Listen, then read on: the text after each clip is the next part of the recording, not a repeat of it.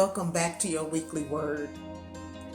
We're so glad to have you, Elder Sylvia Graham, with you again. Wanted to tell you that we got to keep praying. We got to keep praying because the transitions that we're going through, first in our White House, it didn't go as smooth as I thought that it would have. We've got to pray. We've got to pray for our former President Donald Trump. We've got to pray for that man and his family. Lord Jesus, that God will make a way for that man. Direct his path. Pray that salvation will come into his home and that healing will come for him. Praying for our President Biden and his entire administration. Healing and unity. We've got to pray.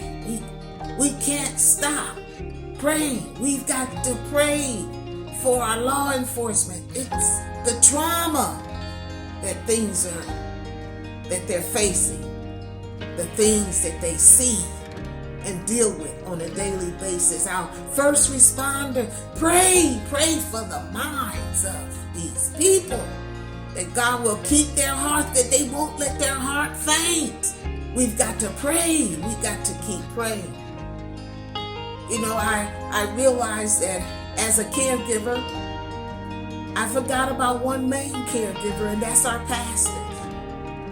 And if any of you have great pastors, you know what I'm talking about. The ones that are praying for you, that are standing in the gap for you, that's taking the brunt for you. While we're sleeping and eating, they are up while the Lord is speaking to them concerning us. Fasting for us, that our heart fails not and our faith fails not. We've got to pray for our leaders. These are those that have the heart of God. And we need to pray for them. Pray for their mind. Jesus. The stuff that they have to think about it. Be concerned about. It's not just us that they might have their own families. And during this pandemic, they might have had loss. And can you imagine having a member for 10 plus years, 5 plus years, and you can't even be there when they bury a loved one? Don't you know that's traumatic? Because they love hard.